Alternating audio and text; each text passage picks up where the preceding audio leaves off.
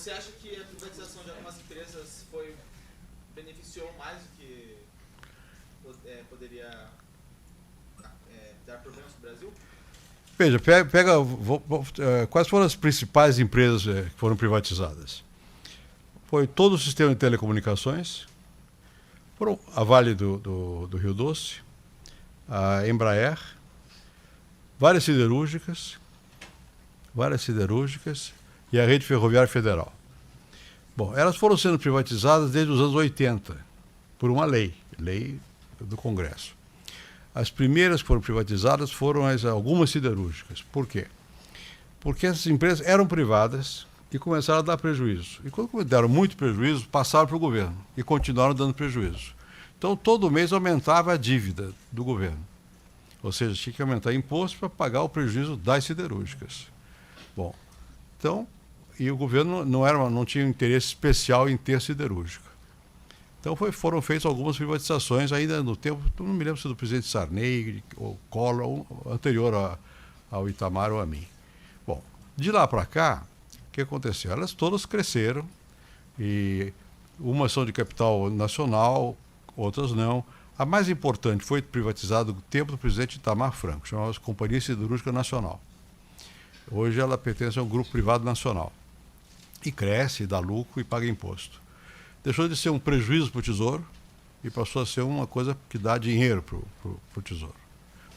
E hoje a indústria siderúrgica brasileira cresceu muito, está competindo e tal. Bom, a primeira, ainda no tempo do presidente Itamar, foi feita a privatização da Embraer. Por quê? A Embraer era uma empresa muito importante, foi criada basicamente sob a proteção do Ministério da Aeronáutica, que desenvolveu a tecnologia e tal. Fizemos um programa com a Itália, a MX, sei lá que nome tinha, para fazer um bombardeio, um avião de caça na Itália. Aprendemos a fazer o avião e tal. Só que a Embraer não dava muito prejuízo, não tinha dinheiro para continuar crescendo, para continuar a investir. Eu não era presidente ainda e veio uma discussão. Eu fui senador nessa época. E cada ano eu, o Mário Covas e o Eduardo Suplicy fazíamos emendas ao orçamento para dar mais dinheiro para a Embraer. Dinheiro seu, dinheiro do povo, que é dinheiro do Tesouro e tal. E a Embraer não conseguia dar resultados positivos. Aí o ministro da Aeronáutica teve uma conversa, eu era ministro da Fazenda, e comigo e com outros, e chegamos à conclusão que o melhor era privatizar. Havia dois problemas, mas essa empresa é importante e pode cair na mão de capital estrangeiro. Segundo ponto, ela pode ter interesse estratégico para o governo. O que aconteceu? Hoje ela é controlada por empresas nacionais e fundos de pensão. E o governo tem o que se chama uma golden share. Quer dizer, o governo pode interferir nas ações da empresa. Tem um representante, um ou dois, no conselho da empresa, e se o governo acha que a empresa está fazendo um negócio que não é bom para o Brasil, ele não deixa fazer. E hoje a Embraer é orgulho nacional. Passou a fazer alta tecnologia, a competir pelo mundo afora, etc, etc. Bom, Companhia Siderúrgica Nacional. Siderúrgica Nacional foi no tempo do presidente Itamar Franco, eu já falei, era das siderúrgicas. Depois a Vale do Rio Doce. Eu mesmo tinha muita dificuldade em aceitar para que privatizar a Vale do Rio Doce. E depois fui analisando qual era a situação. Ela dava prejuízo também. Nunca pagou aos cofres do Tesouro nada equivalente, nem a 20ª parte do que paga hoje de imposto. Quer dizer, ela nunca deu recurso para o país. Quem é que mandava na Companhia Vale do Rio Doce? Um grupo de políticos, que dividem no meio um, no meio outro. Então, tá bem, vamos ver. Qual era o risco? Vai desnacionalizar. Bom, houve um leilão público. Isso foi feito assim. Tinha companhias, empresas, que avaliavam quanto vale o mínimo essa empresa. Então, definia qual é o preço da empresa. Isso tudo controlado pelo BNDES, que é o Banco Nacional de Desenvolvimento Econômico do Brasil. E quanto vale? Tá, aí vai para o leilão. Então é público. Você pode olhar em qualquer lugar, você pode ver como foi o leilão. Então, uma aposta tanto, eu pago tanto. O governo achava que provavelmente, eu achava que provavelmente ia ganhar o Grupo Votorantim de São Paulo, que era o mais forte. Não ganhou. Ganhou um outro grupo, inicialmente, que era o que hoje tem a Siderúrgica Nacional, que era do Benjamin Steinbrück. Bom, depois houve uma série de acordos de quem é a Siderúrgica Nacional hoje. basicamente ela é dos fundos de pensão, da Previ e da Petrobras. Quer dizer, ela é dos empregados da Previ e da Petrobras. E o BNDES tem uma certa participação e tem, eu acho que um grupo japonês que tem 5%. Ou seja, não houve desnacionalização e tiramos a politicalha lá de dentro, quem que nomeia diretor e tal, não são os partidos. A Siderúrgica Nacional, a Vale do Rio Doce hoje é a segunda maior mineradora do mundo. E ela paga de impostos ao governo do Brasil, ao Tesouro, muito mais do que ela jamais pagou a vida inteira. Ela foi vendida, na época ela valia 10 ou 12 bilhões de dólares. Hoje ela vale 100. Então as pessoas dizem, vendeu por nada. Só que quando ela valia 10 ou 12, ninguém queria comprar por 10 ou 12.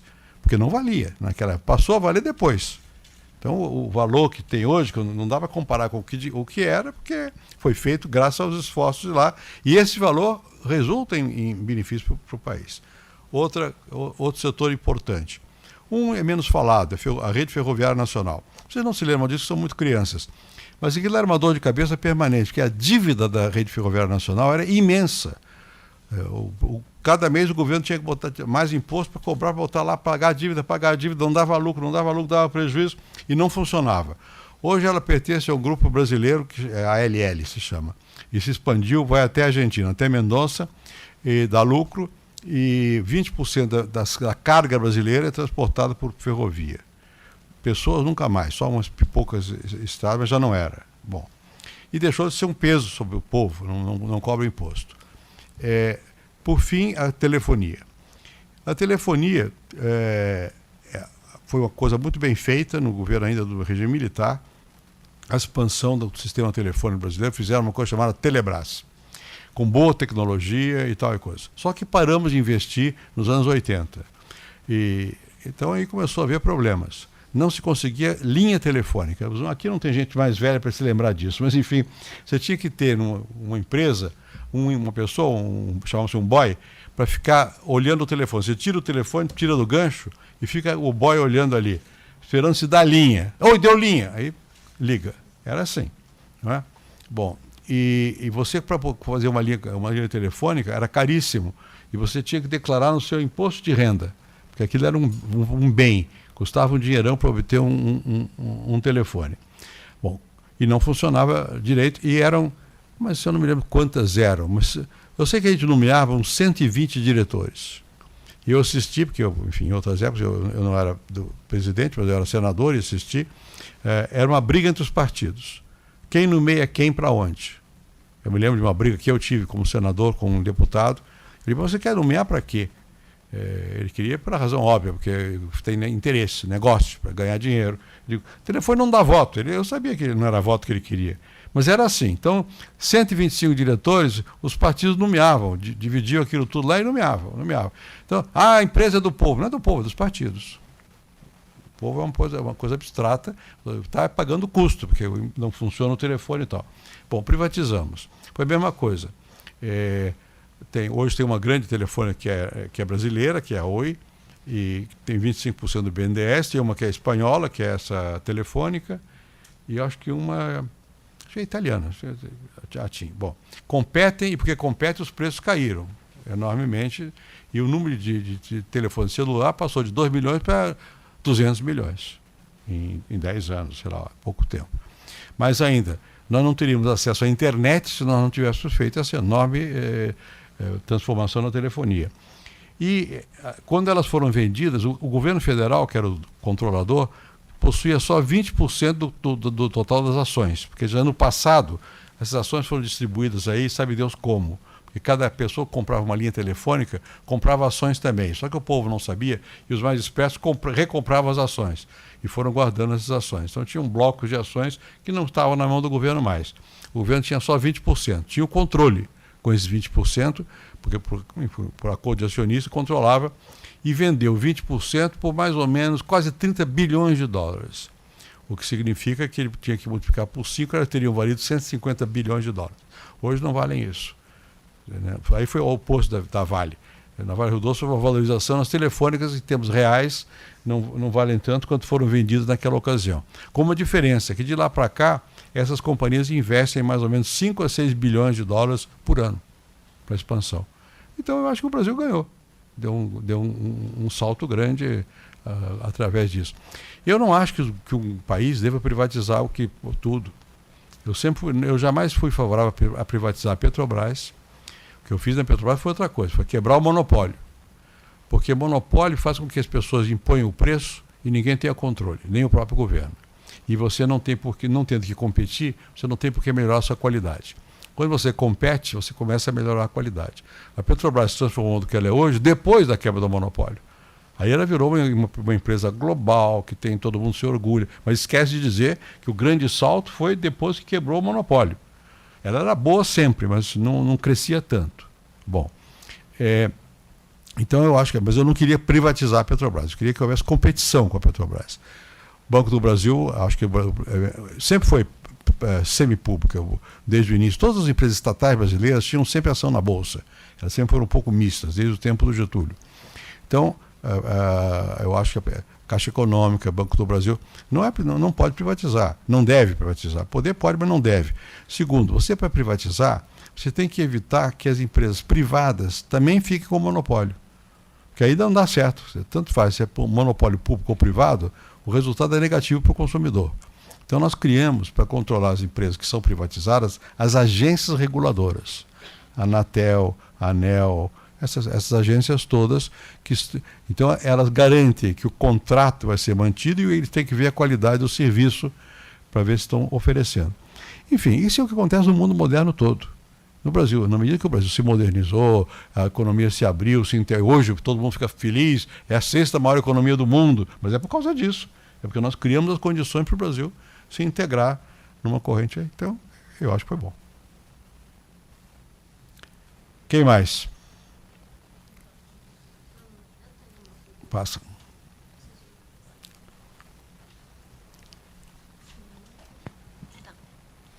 Meu nome é Mariana. Eu queria fazer uma pergunta sobre o filme Quebrando o Tabu. Com o filme fica claro que a melhor solução assim para a questão das drogas seria tratar isso como um problema da saúde pública e não, sei lá, um problema social, né? Não com problema de repressão, né? Tratar o usuário como criminoso, um doente, não um criminoso. Isso. Eu queria saber como o senhor pensa que a gente pode começar a fazer isso no Brasil, começar a tratar isso como um problema da saúde pública. Bom, está começando a haver um certo desenvolvimento nesse sentido aqui no Brasil, né? Você for ver o que está acontecendo no Rio, naquelas favelas do Rio, a chamada polícia pacificadora, já é uma ação que não é uma ação de pura repressão, né?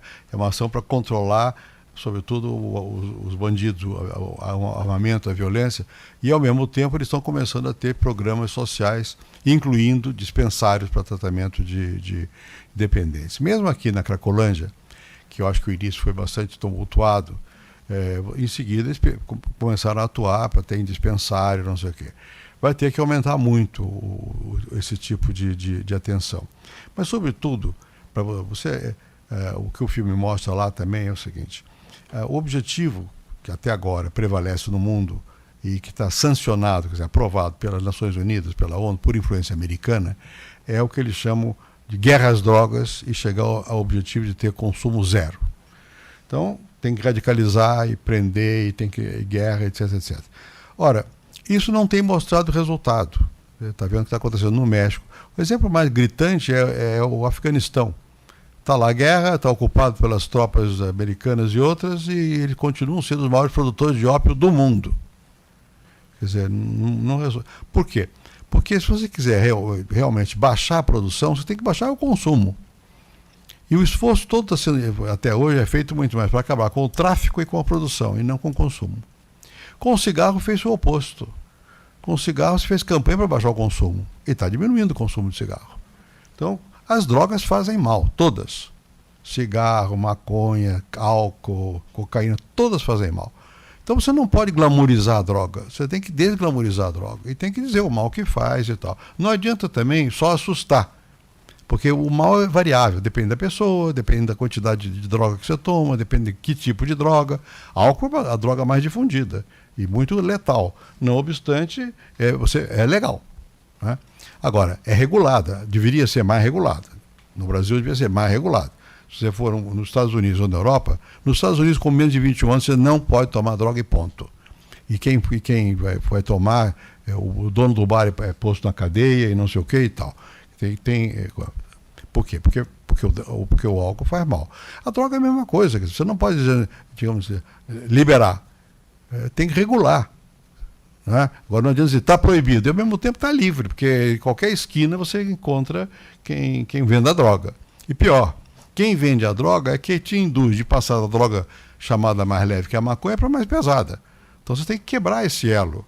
E isso é de responsabilidade de todos, do governo, das famílias, das escolas. Tem que discutir, tem que mostrar qual é o efeito da droga. Enfim, o que se faz com cigarro, com álcool, com tudo mais, para reduzir o consumo. Obviamente, isso não é um processo que se resolve do dia para a noite. E nem é uma coisa que possa ter uma solução igual para todos os países. Né? Por exemplo, você vai na Europa, tem um país como Portugal, como a Holanda, como a Suíça, mesmo a Espanha, mesmo a Alemanha. Eles, na verdade, eles toleram. O consumidor não vai para a cadeia. Né? E você tem, em alguns países, como a Holanda, tem até acesso à droga. Se você é dependente, o governo garante o fornecimento da droga. Para quê? Para evitar que você caia na mão do bandido. E para evitar que você use a droga no meio da rua. É horrível. Né? Mas é menos horrível do que o resto. Né? Bom, no caso de outras drogas, eles fingem que são contra, que perseguem, mas não perseguem, no caso da maconha e tal. Em Portugal, eles descriminalizaram as drogas. Não despenalizaram, descriminalizaram. Quer dizer, você não vai para a justiça nem para a cadeia. Tem uma instância administrativa que pode te penalizar, obriga você a fazer trabalho comunitário e diz, olha, você tem tantos meses para você ir para se tratar. Se não se tratar, tem tal penalização e tal. E oferece tratamento. Agora, em Portugal, primeiro, a violência não é como aqui, é muito menor. Segundo, a droga principal lá é heroína.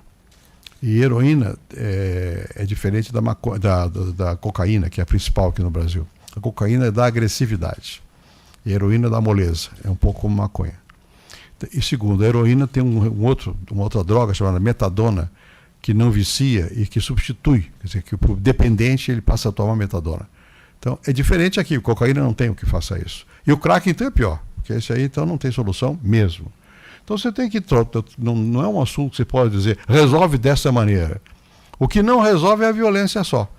Ou tratar como criminoso. Se for para a cadeia, vai aprender a usar outras drogas piores. E vai aprender a roubar. Então, você tem que ter, realmente, mais saúde pública, mais campanhas, mais educação e também dizer, olha, isso não pode, tal coisa não pode. Não pode dizer, o cigarro hoje, se você quiser fumar um cigarro aqui, você não pode. Você tem que ir para a rua para fumar um cigarro. Portanto, você está regulado. O cigarro não é ilegal, mas não é livre. Né? Eu acho que a mesma coisa poder-se aplicar a maconha, mas sempre alertando. Ela faz mal.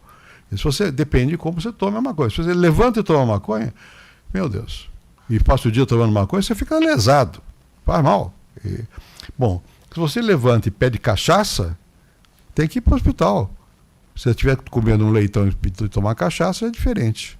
Né? Então você tem que ter um certo bom senso no uso e na repressão, e sempre dizendo, melhor não. É isso. Quem mais? Pois não. Fica em pé, se eu não te vejo. Nem você aparece na... quem é? Você? Vamos lá. Depois tem outro aqui. Meu nome é Matheus. Eu queria perguntar para o senhor quais seriam os possíveis impactos se houvesse uma mudança hipotética na forma de governo do Brasil, se a forma de governo do Brasil fosse parlamentarista? Quais seriam os possíveis impactos na economia, na sociedade e na política? Bom, se nós fôssemos parlamentaristas, primeiro nós teríamos que ter partidos, né? E não essa confusão que nós temos, que são legendas, são siglas, mas não são propriamente partidos. Não tem conteúdo, não tem ideologia, não tem nada. Segundo, você teria um governo mais transparente, porque o Congresso estava o tempo todo ali, de alguma maneira, debatendo. O próprio governo sairia do Congresso. Agora, para que você tenha parlamentarismo, você tem que ter certas pré-condições. Provavelmente o voto tem que ser distritalizado, porque no parlamentarismo as eleições podem ser mais frequentes, porque os governos podem cair. Então, se você tem um voto distritalizado, quer dizer, por distrito, suponhamos São Paulo, divide aqui a cidade em 50 distritos, e cada distrito elege um deputado, não seria tanto assim no caso nosso, mas enfim, você então, a campanha é mais barata, porque no distrito é menor, e os partidos só podem apresentar um candidato por distrito, você acompanha mais seu candidato, enfim, tem vantagem do ponto de vista da transparência democrática. Eu até fiz a campanha pelo parlamentarismo. Hoje, olhando a nossa situação, eu acho que é difícil, porque é difícil você hoje restabelecer a confiança nos partidos e no Congresso, dado a nossa história de falta de, enfim, compostura muitas vezes, etc, etc, né? Você teria que mudar muita coisa para poder ter um regime parlamentarista. E além do mais, você tem no Brasil uma tradição que é de um presidente com poder, com força. E a população, na verdade, guarda muito mais o presidente que ela elegeu, ela sabe, não sabe quem é o deputado, né? Nossa cultura é muito mais presidencialista do que parlamentarista. Precisaria ter uma transformação muito grande.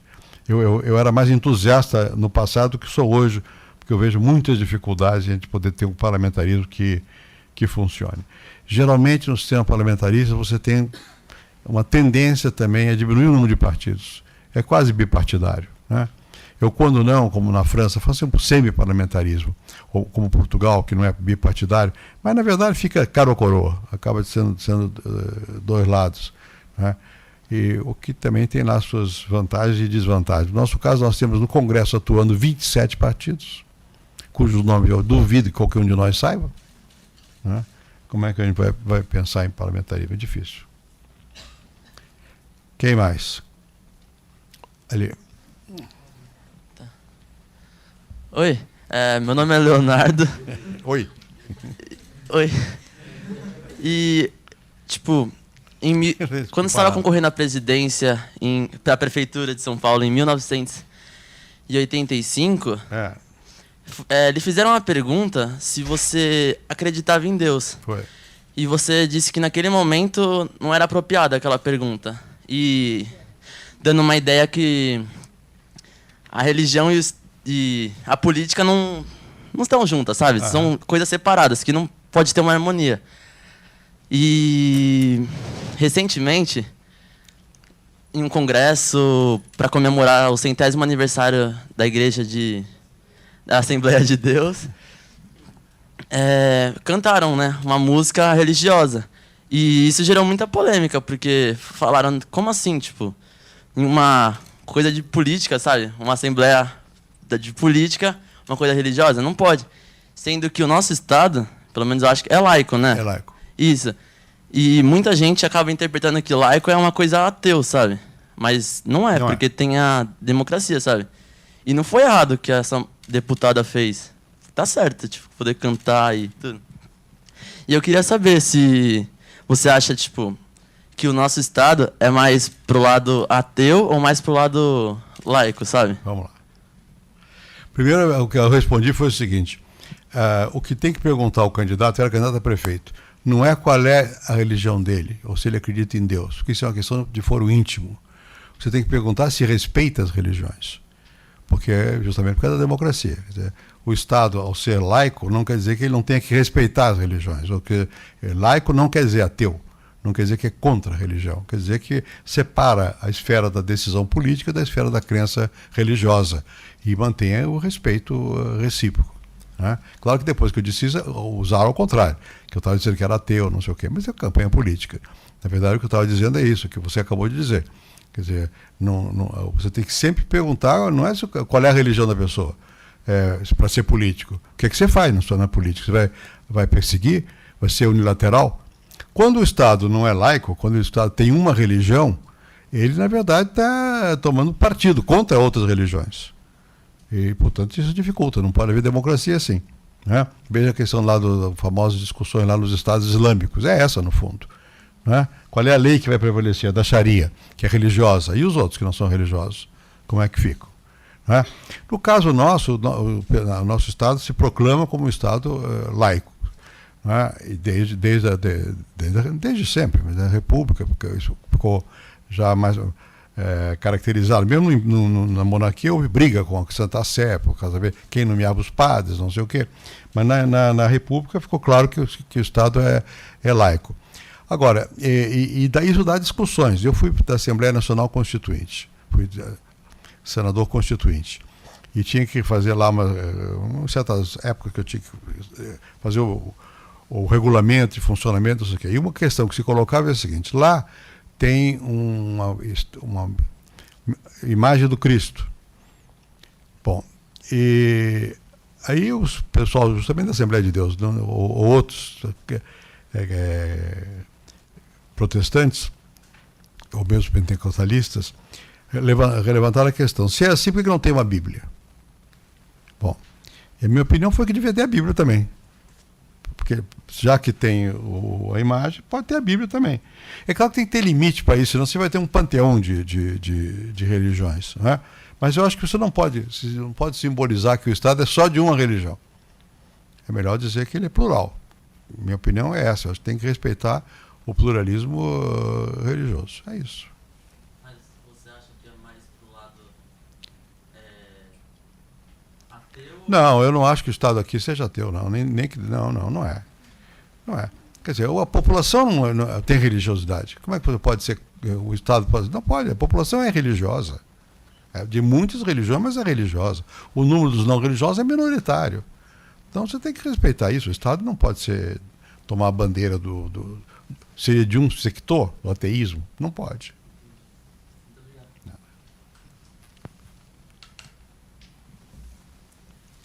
Oi, eu sou Raquel e eu queria fazer uma pergunta quanto ao setor previdenciário. O senhor concorda que uma pessoa que tenha trabalhado pelo tempo de serviço, sei lá, 30 anos, e ela se aposenta sem ter a idade mínima para se aposentar, ela não ganha integralmente por não ter idade mínima? Ela não tem mais condição de trabalhar depois desses 30 anos de serviço e ela não ganha um integral proporcional ao tanto que ela pagou. O senhor concorda com isso? Não é proporcional ao quanto ela pagou. Aí tem que ganhar proporcional ao quanto ela pagou. Agora, eu acho que tem que haver uma idade mínima de aposentadoria, sim. Por quê? Porque, por sorte, nós estamos todos vivendo mais. Não é? E como antigamente você contribuía por 30 anos e depois se aposentava. Agora começa a trabalhar com 20, contribui 30, tem 50, vai viver até 80. Quem é que paga esses 30? Não é você, porque você pagou proporcional ao seu tempo. São os outros que estão pagando para você não trabalhar. Então, na medida em que a população envelhece, é preciso também que a idade de aposentadoria se aumente. Eu tenho 80 anos. Bom, eu trabalho até hoje. Tá bom, se eu forçar a trabalhar até os 80, eu não sou forçado, eu trabalho porque quero, né? Eu admito também que há certo tipo de trabalho que você não pode. Você trabalha na lavoura, na enxada, você não pode pedir que essa pessoa, depois de certa idade, continue trabalhando. Então tem que ser razoável. O bom senso é sempre necessário nessas coisas todas, né? Então você tem que ter. Agora, também não é justo, por exemplo, quando eu me lembro do caso de quando eu era presidente, que professores universitários do governo federal se aposentavam em média com 49 anos. Ora, eles vão viver 80, 75? Quem que paga essa diferença de tempo? Não é? Agora, se você quiser se aposentar antes, tudo bem, mas você vai receber não integral. Não integral. Isso no que diz respeito ao funcionário público. Porque no que diz respeito ao trabalhador, na verdade, na prática, o trabalhador se aposenta trabalhando muito mais tempo do que o funcionário público. O que também não é justo. Nesse momento está sendo aprovado no Congresso uma lei que é importante e que levou, sei lá, 20 anos, 15 anos para ser aprovada, que é tentar fazer com que a aposentadoria do setor público se aproxime da aposentadoria do setor privado. Porque a do setor privado é muito baixa no Brasil. A pessoa não vive com a aposentadoria do INSS. E no setor público ela é integral. Né?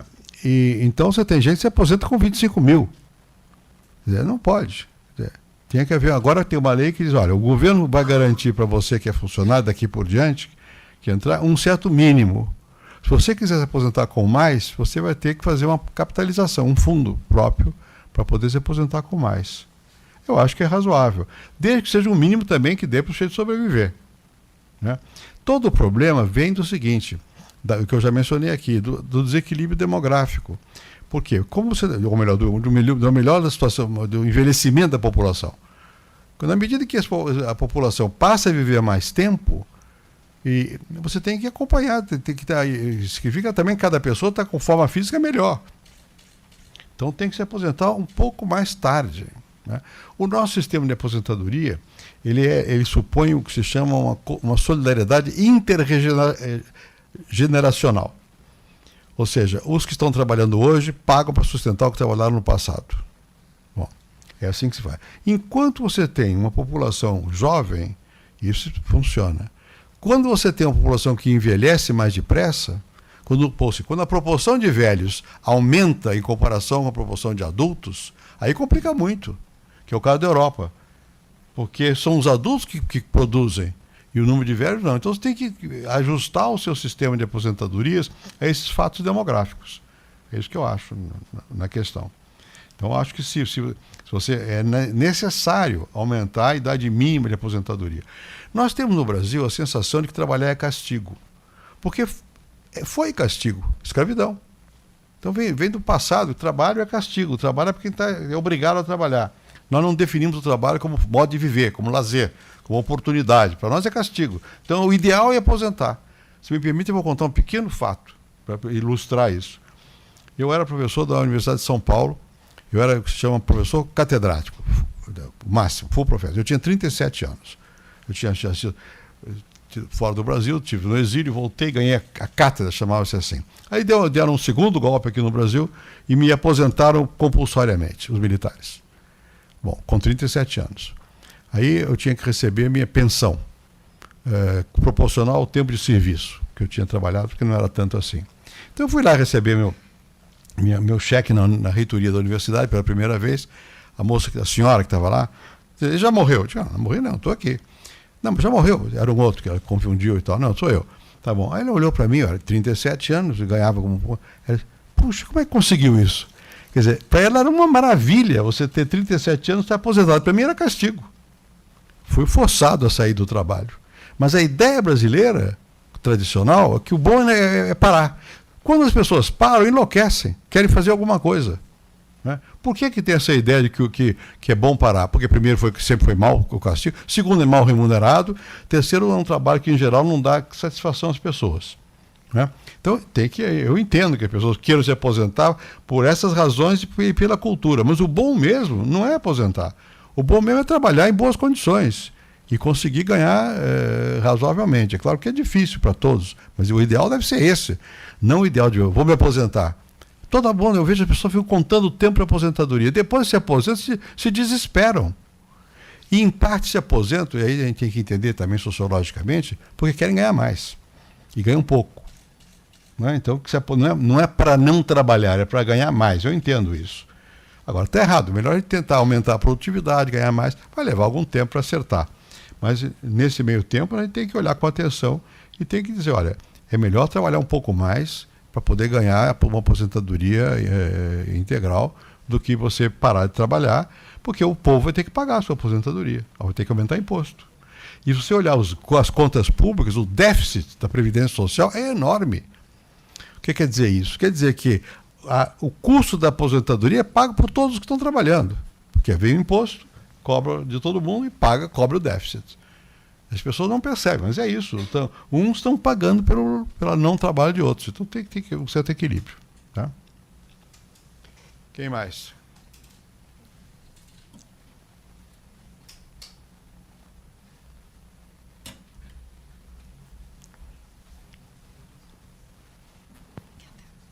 Meu nome é Paula.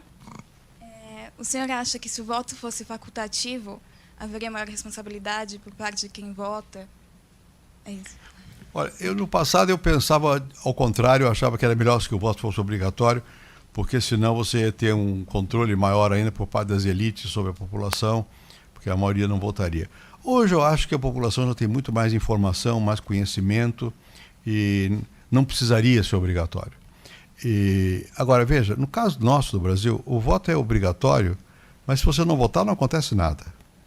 a não ser para quem é funcionário público ou para quem quer viajar. Porque você não pode ter passaporte se não tiver o voto, e você não pode receber salário se for funcionário público. Para os outros não acontece nada. E cada ano passa uma lei da Assembleia dizendo que, anulando a multa, que é pequena, dos que não votaram. Por que eu estou dizendo isso? Porque as pessoas votam porque querem votar. Não é tanto que é obrigatório, porque essa obrigatoriedade é relativa. Né? É para alguns, mas não é para todos. E não precisa de votam. Portanto, eu acho que nós já poderíamos partir para uma experiência de um voto facultativo. Não acho que o risco que eu temia no passado, que é do controle de um pequeno grupo de elite, desapareceu, porque a população tem mais interesse, já sabe mais, quer participar mais. Eu acho que podíamos marchar para uma experiência de facultatividade do voto. Quem mais? Vamos lá.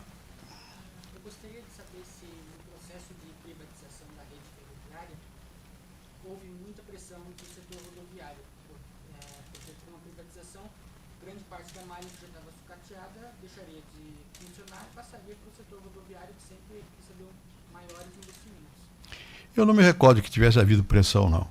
Não pode dizer você que não, porque você sabe, o presidente nem sempre sabe quais são as pressões ou contra-pressões, mas eu não me recordo que tivesse havido pressão maior do setor rodoviário. O seu raciocínio é correto, quer dizer, na verdade aumenta Mas o Brasil é um país que expande tanto, que expande as duas redes ao mesmo tempo, e a malha rodoviária cresceu tanto e ficou tão pesada, tão incapaz de atender, que era necessário. Você viu que nós tentamos, nunca conseguimos muito, ativar o transporte por fluvial, né? Avançou tão pouco no Brasil e ainda tentando. Há muito espaço para aumentar a rede, as 3 ou 4 vias de transporte. Nós estamos até muito atrasados em matéria de infraestrutura. Eu acho que há espaço para tudo. Não sei, eu não tenho acompanhado, eu não sei qual tem sido o grau de investimento na rede ferroviária. Eu acho que tem problemas aí complicados de resolver, que não foram resolvidos, são complexos, porque como é que tem acesso ao porto, o famoso anel ferroviário que tem aqui em São Paulo, que dificulta muito o transporte ferroviário. Mas acho que no futuro vamos ter que aumentar todas essas formas de transporte. Bom, deixa ele perguntar, depois você volta a perguntar. Boa tarde, meu nome é Douglas e eu queria fazer uma pergunta. Assim, eu vou falar pelo que eu conheço, pelo que eu estudei, pelo que eu sei. Eu acho que um dos maiores problemas do Brasil hoje em dia, pelo que eu sinto, é a diferença social. E isso é causado por diversos fatores, pela diferença de concentração de terra na mão das pessoas. Só que para a gente conseguir chegar lá, no nível de uma potência europeia, acho que a mentalidade do povo tem que mudar. Mas qual você acha que tem que ser a faísca para a gente conseguir mudar a situação? Ou você acha que a gente tem que entrar um partido radical para conseguir mudar a situação? Ou você acha que vai acabar ficando assim mesmo? Eu acho difícil que no caso do Brasil, a partir de uma posição radical, você consiga êxitos maiores, né? O Brasil hoje é uma sociedade já demasiado diferenciada e complexa para você imaginar que um setor ou um partido, ou que seja, possa impor aos outros uma regra, como, por exemplo, foi feito em Cuba. Sem dúvida alguma, quando você faz uma revolução contra o capitalismo, como foi lá em Cuba, você iguala as pessoas. Igualar não quer dizer que melhore, não quer dizer que melhore a renda ou que desenvolva mais, mas iguala. Você tira uma base de diferenciação que é a propriedade, né? Bom, o que acontece é que os regimes que fizeram isso não tiveram dinamismo suficiente para garantir um bem-estar consequente para todo mundo, nem mesmo na União Soviética, né? E a China, que fez, voltou atrás. A China está crescendo agora mais porque ela está voltando a ter competição, propriedade privada, não só na indústria, mas no campo também, estão experimentando. Então é curioso, a gente tem que olhar os fatos como eles são. Bom, aqui no nosso caso do Brasil, como você mesmo mencionou, os fatores de desigualdade são imensos. Começa pela concentração, que você diz, da terra, depois da escravidão. Um país que nasce com terra concentrada e escravidão tem que ter como resultado uma sociedade desigual. Um país como os Estados Unidos teve a escravidão, mas não teve a concentração de terra equivalente à nossa. A lei de terras nos Estados Unidos facilitou o acesso à propriedade muito melhor do que a nossa lei de terras. Então, nós temos uma desvantagem histórica enorme. Bom, a esse fator se acentuam outros que não vamos entrar em detalhe porque é complicado, mas enfim, é uma sociedade que nasce sob o signo da desigualdade. Bom, e que aumentou essa desigualdade. Mais recentemente, também não pode negar os fatos, a situação tem melhorado. A situação que eu me refiro é quanto à igualdade. Na verdade, nós temos diminuído mais a pobreza do que diminuído a desigualdade. São coisas diferentes. Você pode aumentar a pobreza, diminuir a pobreza, quer dizer, melhorar a renda de todo mundo, o acesso aos bens sociais, e ao mesmo tempo de cima crescerem mais ainda. Então você pode ter uma sociedade que você tem a diminuição da pobreza e aumento da desigualdade. E pode ter o contrário, não é? Nas sociedades africanas, você tem a diminuição da desigualdade, às vezes, porque diminui todo mundo, empobrece mais. Então, precisa ter um certo equilíbrio nisso. Eu acho que cada um há opiniões discordantes dessa matéria que eu vou falar. Eu acho que o nosso problema principal era foco na pobreza. Diminuir a pobreza, porque ela era insuportável. Nós temos conseguido. Os dados mostram que a pobreza tem caído no Brasil consistentemente. Ela caiu aceleradamente quando houve controle da inflação. Caiu no plano cruzado, que caiu de 40% para 30% da população, depois cresceu de novo, porque houve inflação de novo, caiu no plano real, e a partir do plano real começou a cair por outras razões, além do controle da inflação, porque nós tivemos um aumento contínuo do salário mínimo, desde 93 até hoje. E isso puxa os salários para cima, né? Porque houve uma expansão, não muito grande, mas certa expansão do mercado de trabalho. E também porque houve alguma distribuição de terra e algumas medidas, por exemplo, de salário mínimo rural, que a pessoa tem direito a receber a aposentadoria sem contribuir, é uma forma de transferência de renda. E depois porque criamos esses programas de bolsas, de subsídios, não sei, Bolsa Família, essa coisa toda. Então, no conjunto, a situação da pobreza melhorou. A situação da desigualdade melhorou também, mas muito pouco. Tem uma medida, tem um índice que mede isso, chama-se índice de Gini, que é um estatístico que inventou uma fórmula de medir como é que é a diferença entre as classes de renda, não é classe de propriedade, é de renda, do fluxo da renda. E você vê que no Brasil tem diminuído, pouquinho, mas tem diminuído. É um dos poucos países da América Latina onde ao mesmo tempo se diminuiu a pobreza e diminuiu um pouquinho a desigualdade. Mas ainda assim, digamos, se um país mais igualitário, tipo, sei lá, Noruega, Suécia, se o índice de Gini, eu não sei se é esse, vamos dizer, é 0,2, 0,20, o nosso é 0,50, 0,51, 0,52, é mais que o dobro, né? Mas já foi mais alto, está caindo aos pouquinhos. Então eu acho isso, eu acho que eu creio que precisa ter uma persistente, uma contínua política de combater a pobreza e a desigualdade.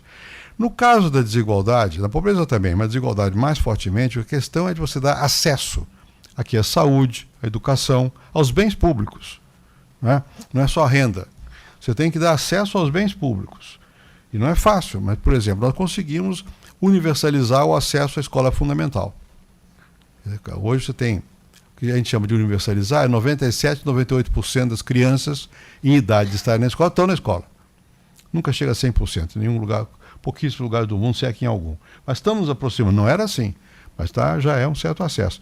Agora nós estamos chegando a um momento em que nós estamos mudando do desafio da quantidade para o desafio da qualidade. Está na escola, mas aprende o quê? Que educação? Ela é boa, ela é má? Isso é que nos leva, você falou de sociedade europeia, é isso que leva verdadeiramente ao desenvolvimento, né? Porque o Brasil, do ponto de vista econômico, eu acabei de falar, é a quinta ou sexta economia do mundo. Mas isso não quer dizer que o povo seja melhor do que na Dinamarca, na Suécia, na Áustria. Não quer. Onde tem economias muito mais fracas do ponto de vista de produto, de PIB, mas onde tem acesso maior, educação melhor, desigualdade menor. Esse é o nosso desafio no Brasil.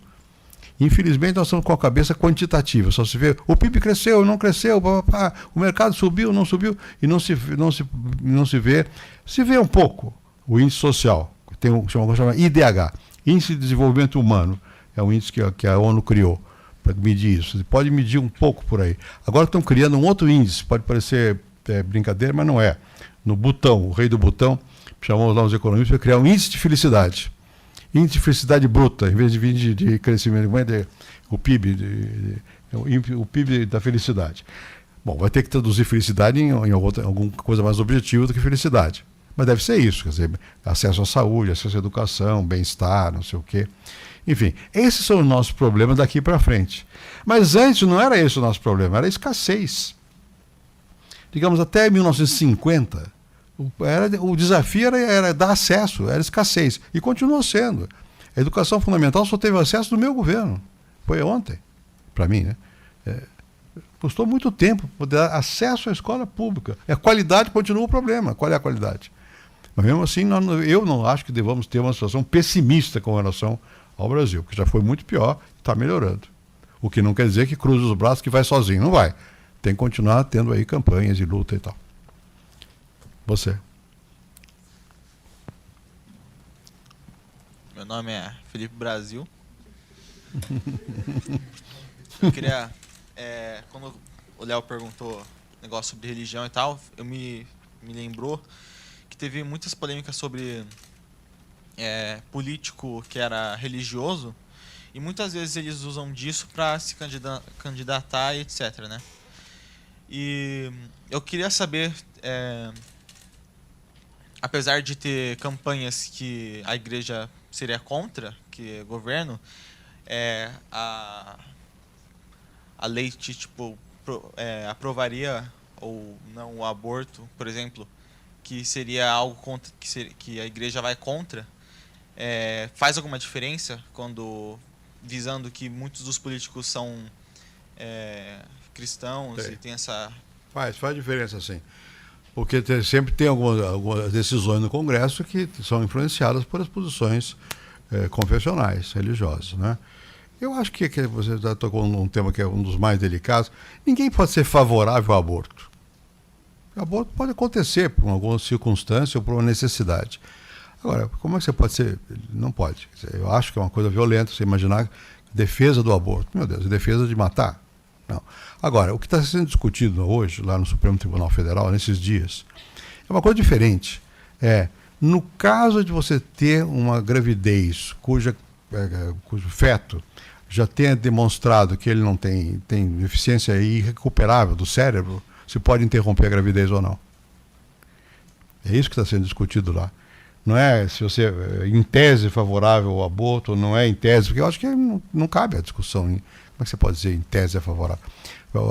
Eu não sei qual vai ser a decisão do Supremo, está na Suprema Corte. Essa discussão no Congresso não anda, porque você vai discutir outra coisa aí. Quando é que começa a vida? Começa na concepção? E quando é que começa a concepção? Tudo isso é muito complicado, né? E tem aí problemas morais, religiosos e tal. É difícil de fazer avançar isso numa discussão de 500 pessoas sobre o assunto. Você vai tomar um partido mais por suas crenças que por uma coisa objetiva. Talvez a Suprema Corte tenha mais capacidade de dizer, bom, em que casos pode? Se a Suprema Corte disser isso, claro que alguns grupos religiosos dizem, tem tal caso e a mãe concordando, não sei o quê, pode. Eu acho que aí os grupos religiosos não vão influenciar no Congresso para derrubar essa decisão ou fazer uma coisa assim, né? Mas é inegável que esses temas todos têm influência religiosa. E seria irrealista imaginar que não tivessem, porque, enfim, faz parte da vida, faz parte da discussão e tem que ser tomado em consideração, né? Por exemplo, antigamente o divórcio era uma coisa absolutamente inaceitável. De repente passou uma lei lá, foi um senador bastante, Nelson Carneiro, aprovou uma lei do divórcio e aprovou. E claro que havia também como chama, o laço é sagrado, tá bem, mas a lei diz que pode. E hoje em dia as pessoas se divorciam, né? Dentro da religião não pode. Do ponto de vista estritamente religioso, você tem o sacramento do matrimônio e você é católico, aquilo é indestrutível para a vida toda, né? Mas até muitos católicos se divorciam, porque a vida às vezes, enfim, cria circunstâncias. Então eu acho que tem que olhar todas as matérias sem paixão e eu diria com preocupação, com cuidado. Você não pode entrar numa discussão, num debate de sobre aborto, essa coisa assim, como se fosse ou resolve ou então o mundo acaba. Não é assim, isso vai devagar. Tem casos, é preciso analisar, é preciso que a sociedade amadureça, o que ela aceita, o que ela não aceita, e sempre com respeito, porque não são temas que você possa dizer é assim porque a lei ou porque a ciência, não é assim. Tem crenças envolvidas, tem que respeitar.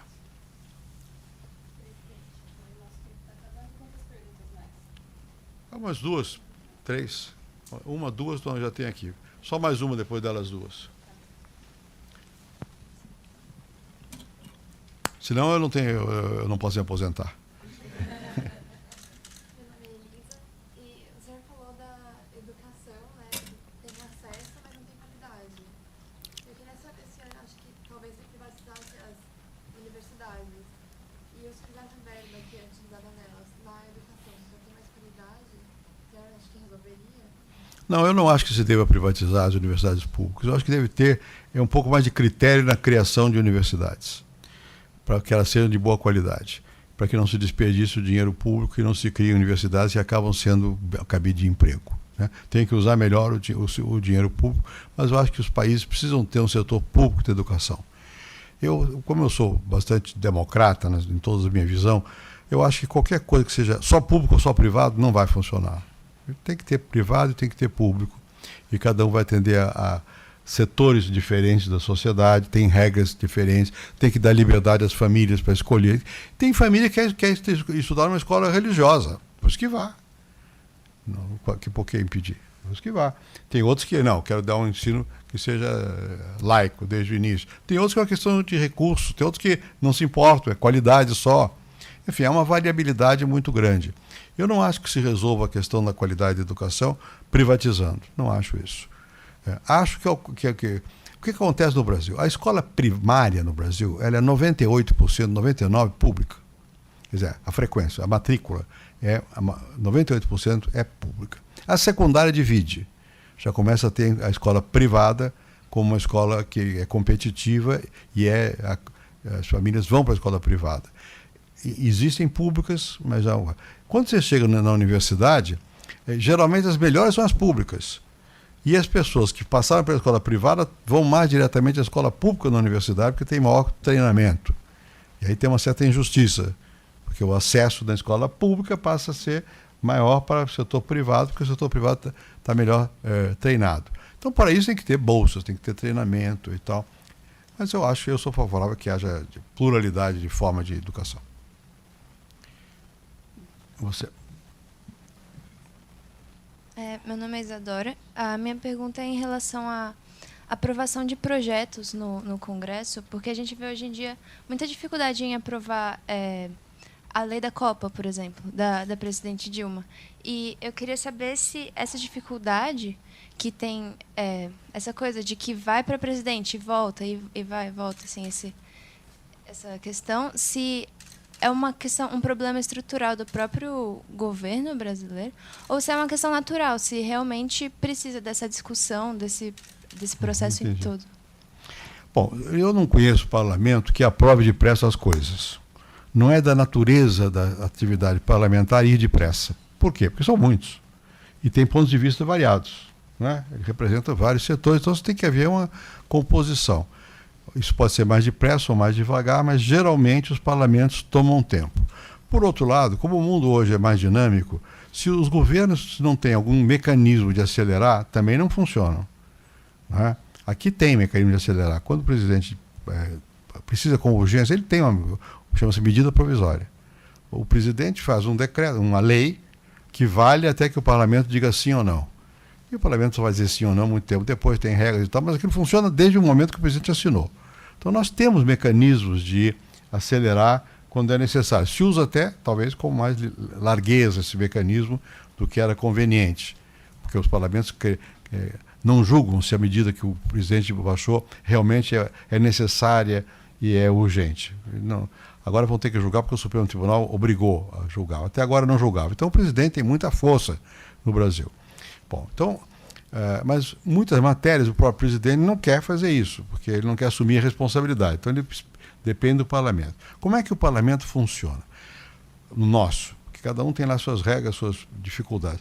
Como o nosso é caótico, são, sei lá, 20 e tantos partidos, as regras são muito frouxas, o parlamento só funciona quando tem uma agenda que o governo quer fazer com que ela funcione.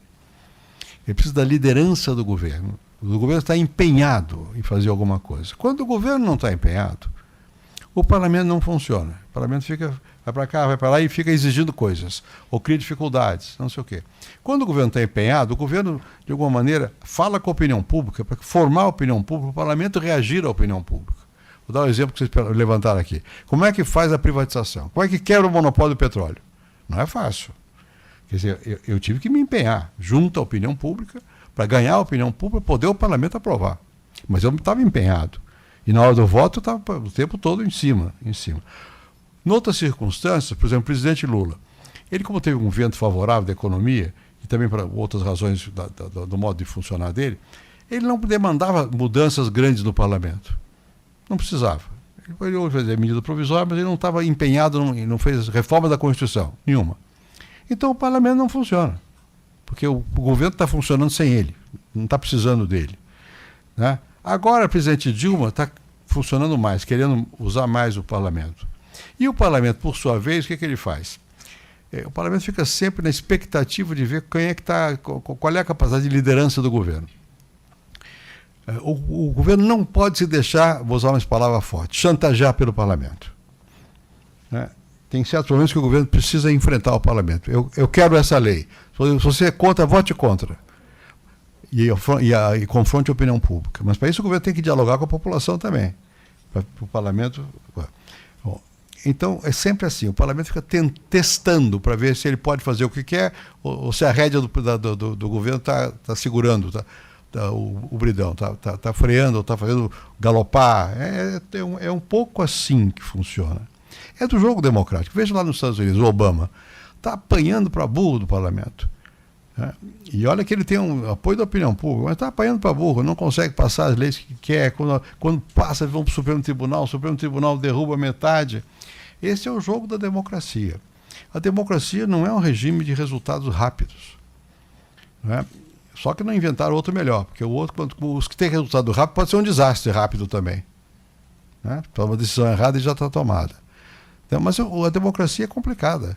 E por isso ela não é tão sentida como emoção pelo povo, porque não vê o resultado imediato. Mas ela é necessária para poder ter um certo equilíbrio. É isso que está. Eu acho que no caso do nosso parlamento está havendo abuso. Tem muito partido, tem falta de comando. Acho que a Dilma está percebendo agora que ela tem que endurecer mais. Tomara endureça, não é? Mas eles também têm força, os partidos, de bloquear decisões. É um jogo, né? Mas, enfim, eu acho que é inerente ao funcionamento dos parlamentos uma certa lentidão para tomar a decisão. Última pergunta, se é que existe. Não tem lá. São duas, então, você e você. Vamos lá. Você é a segunda vez, hein? Faz parte. Repetente. É que você tocou no assunto das medidas provisórias. E no mesmo ano que criaram aquele plano real, foi implantado várias medidas provisórias. E eu queria saber se... Não, antes de querer saber, é porque eu acho que as medidas provisórias acabam dando mais poder ao poder executivo e tirando do legislativo, porque o correto seria o legislativo criar as leis. E eu queria saber se você acha que isso é certo e se você acha que o plano real teria dado certo, teria acontecido sem todas essas medidas provisórias. É isso. Bom, veja, porque no fundo é a mesma questão que ela colocou, dita de outra maneira. Você está dizendo, olha aqui, é melhor que seja lento e que o parlamento que seja o responsável, não o executivo que pode atropelar. É uma questão, de novo, de equilíbrio. No caso do plano real, se não fosse medida provisória, não sairia o plano. Não sairia. Por quê? Porque não é da natureza dos parlamentos resolver depressa. E enquanto ele não resolve, imagina a taxa de câmbio para onde é que iria, a taxa de inflação para onde é que iria, se fosse discutir tudo o tempo todo, né? Então, em certas áreas, não tem jeito. Quer dizer, é preciso que o executivo tome a decisão. O importante é que o parlamento depois discuta essa decisão. No caso do plano real, eu acho que só foi aprovado 5 anos depois. É uma loucura isso. Isso é uma coisa insensata. Isso foi aprovado 5 anos depois. E pelo parlamento, o povo já tinha aprovado, já estava tudo funcionando. Nem seria possível não aprovar depois. Né? Mas mostra a lentidão do parlamento ao reagir à questão. No fundo, nem é lentidão. É um jogo também. O parlamento diz, olha, já está aí, vai deixando, vamos ver o que vai acontecer. E tal. Não atrapalharam, mas não aprovaram de cara. Né? Foi por medida provisória. Não tire outro jeito. Porque quando você vai mexer com coisas sensíveis, como o valor da moeda, o câmbio, ou a taxa de juros, quem é que toma a decisão da taxa de juros? Não é o parlamento. É o Banco Central agora. É uma reunião do Banco Central que diz qual é a taxa de juros. Se fosse do parlamento, nunca chegaria a um acordo, porque é da natureza do parlamento. Então a gente tem que entender como é que funciona isso. O sistema político democrático, ele não pode funcionar quando o executivo é demasiado forte, nem demasiado fraco. É a mesma coisa para o parlamento. Tem que ter um jogo de equilíbrio. Isso é coisa da teoria antiga de Montesquieu. A independência e a harmonia entre os poderes, que não é bem harmônica, não. É a independência e uma certa desarmonia entre os poderes dentro de limites, né? Para que isso possa funcionar. De modo que eu acho que é assim, quer dizer. E por que foi feita a medida provisória? Curiosamente, pouca gente sabe, porque não participou lá da feitura da Constituição. Eu participei. Quem mais defendeu a fazer a medida provisória foi o presidente do MDB, chamado Ulisses Guimarães, que era o nosso grande líder democrata. Ele disse, olha, não dá, porque antigamente os militares tinham um decreto-lei, o presidente assinava, era a lei. Não pode. E os Ulisses, bom, também se não der ao presidente algum instrumento de ação rápida, ele não governa. E essa ideia de medida provisória foi tomada pelo Nelson Jobim, que agora depois foi ministro meu e da Justiça e do Supremo Tribunal, ele era deputado, e foi tomado pelo Nelson Jobim da Constituição italiana, que era parlamentarista. Então ficou mais amplo ainda. Não vou entrar em detalhes, porque no parlamentarismo é mais fácil aceitar a ideia de medida provisória. Então nós criamos a medida provisória, dizendo o seguinte: quando o presidente, o executivo, sentir que é necessário, que a urgência e relevância, ele tem o poder de fazer a lei, desde que o parlamento a aceite. Então dá um prazo de, não me lembro, 1 semana, 2 semanas, para uma comissão de senadores e deputados avaliar se a medida é urgente e relevante. Nunca fizeram isso. Porque como era uma comissão composta de senadores e deputados, as câmaras e o Senado não indicavam os membros das comissões. Nunca fizeram. Então, automaticamente aceitavam a medida provisória e o presidente da Câmara nomeava um relator daquela medida provisória, que teve o poder até de mudar a medida provisória. Aí ficou isso que está aí, que é muito complicado. Ficou muito sem controle mesmo. Mas não por falta da lei, da Constituição, mas por falta da capacidade do Congresso de querer exercer o poder. Pareceu mais conveniente ao Congresso não exercer o poder e culpar o presidente, está abusando, está metendo medida provisória, ele é um ditador, do que tomar a decisão de dizer não vale essa medida provisória. E foi ficando assim até hoje. Agora a Corte Suprema, o Supremo Tribunal, decidiu outra vez que as medidas provisórias têm que ser aprovadas por uma comissão mista. Vamos ver o que vai acontecer. Tomara que aconteça o que deve acontecer. Quer dizer, que o Congresso, logo de cara, concorde ou não. Tá? Você vai ser parlamentar? É. Está com interesse específico? Meu nome é Carol e eu queria saber qual é a posição do senhor a respeito da adoção de cotas no ensino superior. Do que cotas, sim. De cotas. Já que foi comentado aqui que um aluno do ensino público não tem condições de concorrer com um aluno do ensino particular para entrar em faculdade, enfim.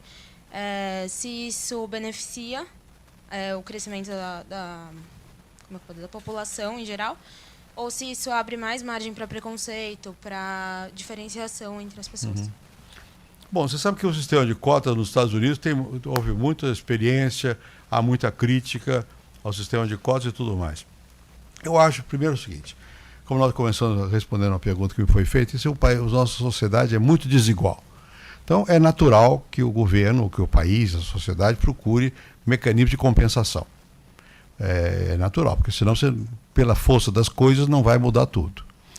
Basta olhar qualquer grupo de escola privada ou de universidade e veja a quantidade de não brancos que existe. É muito pequena.